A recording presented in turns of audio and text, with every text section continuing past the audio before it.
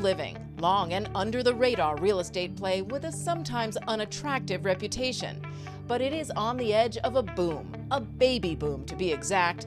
More than 4 million boomers will hit 80 in the next 5 years, and occupancy at both active adult and assisted living communities is already rising fast. This as annual inventory growth just dropped below 1%, the first time that's happened since tracking began in 2006. Ventas, a $31 billion senior living REIT, is betting big on the longevity economy. I sat down with Debra Cafaro, its longtime CEO. Why is senior living such a great play? It is really all about the over 80 population, which is a large and growing part of the U.S. population.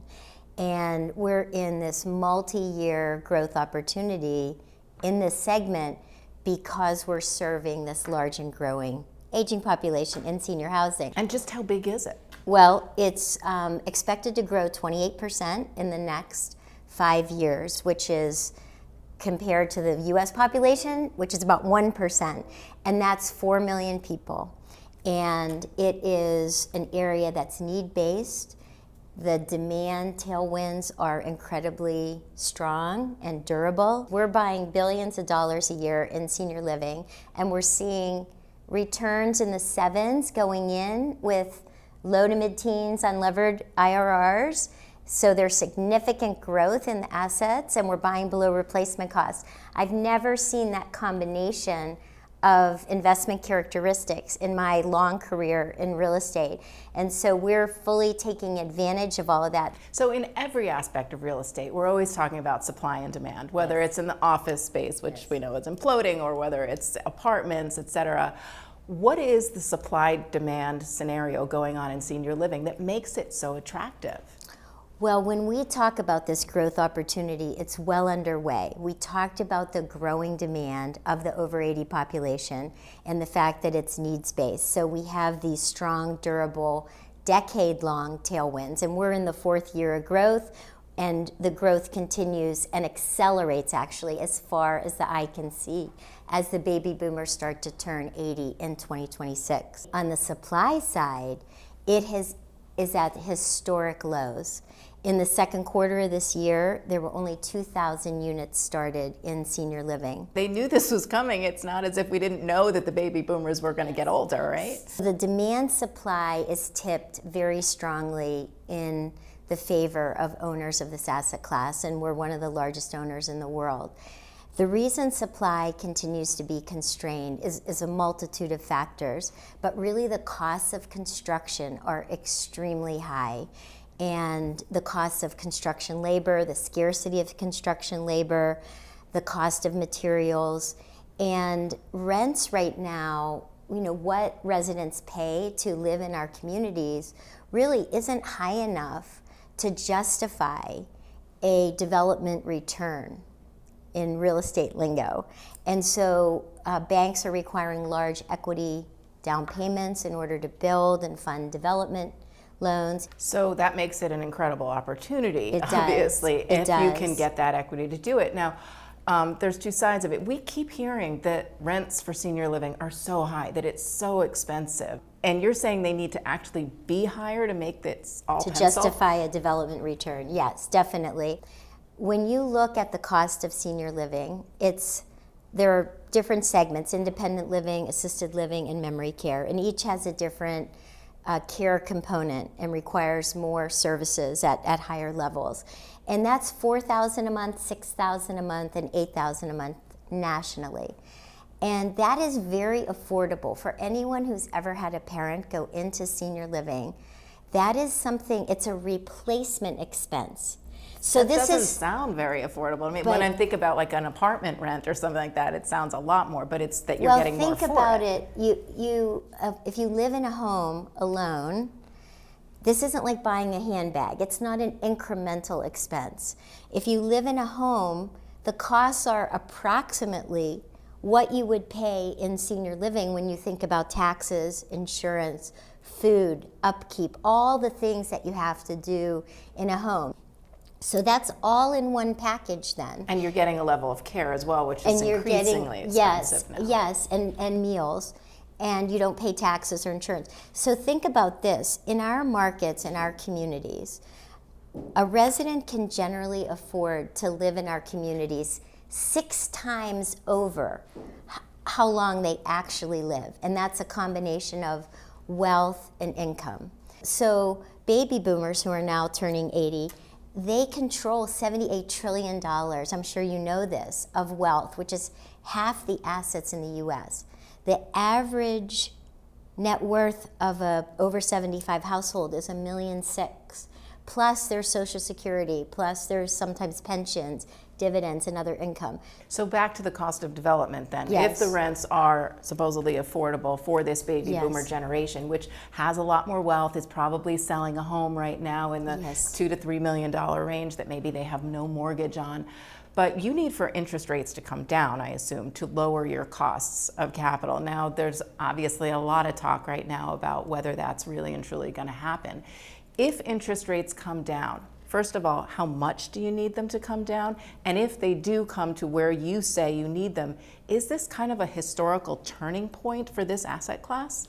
Well, I would tell you as an owner with one of the largest footprints of senior housing of existing stock in the US, we're benefited by the higher cost of development because we have an installed base and we're acquiring assets actually at below replacement cost. And right now that's part of our strategy.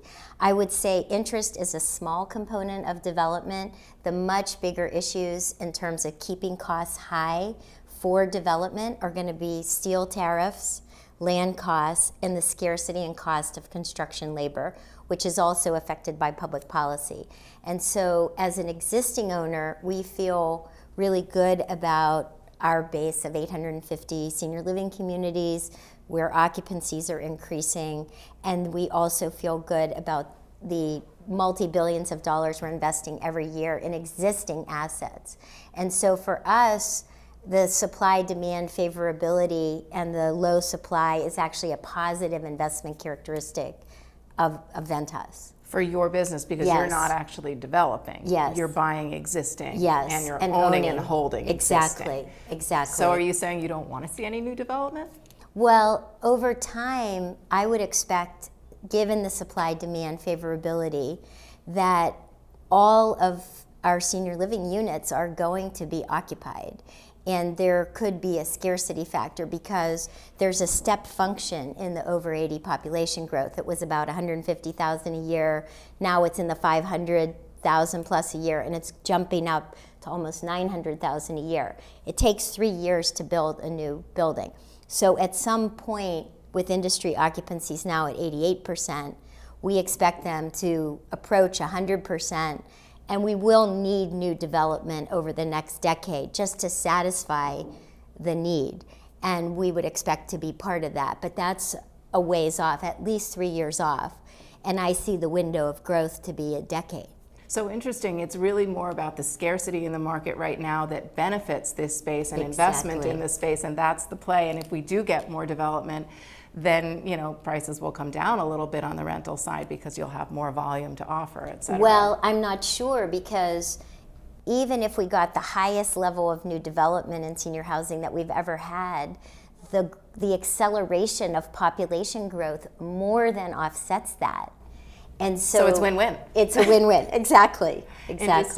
But there's got to be some risks in this sector, right? I mean, there is in everyone. What do you see as, the potential risks, the potential roadblocks?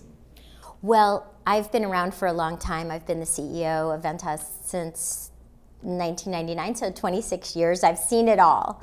So I know that there's no sure thing. We know cycles come and go, and businesses have risk. So we have obviously the demand supply favorability. That having been said, there are always things that can kind of interrupt the party. And so the kinds of things that we think about really are, we would outperform in a stagflation or recessionary environment because we're need-based, but those are obviously not the best macro environments to operate any business in. We want to make sure we have enough caregivers and labor. We have about 90,000 residents in Ventas communities, probably 60,000 caregivers and other workers in those communities. But a lot of that might be immigrant labor. I mean, how much has the political situation now hit you because of that? We see that in the construction sector and also in the care sector. Right. We talked about construction, obviously the scarcity of construction labor will keep construction costs relatively elevated, and tariffs will add to that. When you think about labor, I do think it's important for us to continue to get labor at all levels of the economy. Speaking of the caregiving, though, there has been a lot of criticism recently. Some articles that have gotten a lot of play about how senior living facilities like this one have, lacked the constant care, that people are left sitting in their rooms alone, that they're not getting the attention that they need. Why is senior living suddenly getting such a bad rap? Well, I see every day the amazing work that operators like Sunrise and Atria and others do, and their employee base to help seniors live longer, healthier, happier lives. And that is the vast, vast, vast majority of what you find in senior living. Remember, this is a consumer-driven product. People are choosing to live here because of the benefits it provides. So we have to provide a good experience, or occupancies wouldn't keep rising the way they are. You've been in this business 25, 26 years, and real estate before that as well. How have you seen senior living evolve? Well, senior living is very different from a clinical or medical government reimbursed asset class. It is really, as we talked about, consumer driven. People are paying out of their own wallet for the care and the residents here. And that is a primary difference. And the amenities, as you say, are beautiful. We try to provide a beautiful environment for seniors to live, one that's really suited to their needs, wherever they may be in their aging process. Everything from very vibrant beaches in some of our communities, and bowling alleys, and movie rooms, pools, salons, etc., to people who have memory care issues and where they can't engage in as much fun activities.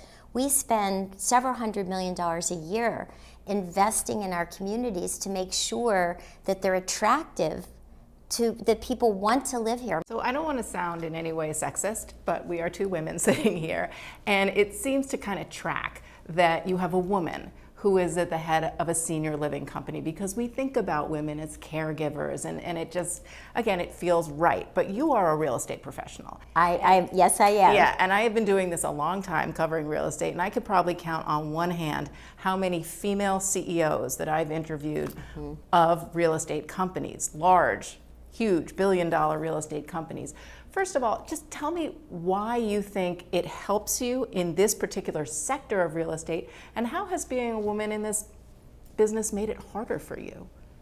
Well, I grew up in real estate and finance as a lawyer, and then I've been a business person for almost 30 years now, always in real estate and finance, and that is really the root of who I am.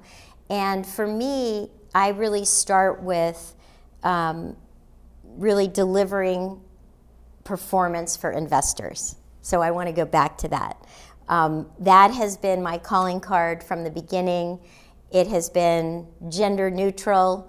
I grew up in kind of rough and tumble real estate, though, in the Sam Zell world and the Steve Roth world, where you kind of had to be super smart, work really hard, and kind of roll with the punches, if you will. Wear the pants, I guess. To get ahead, and that suited me. I mean, I'm a working class kid from Pittsburgh.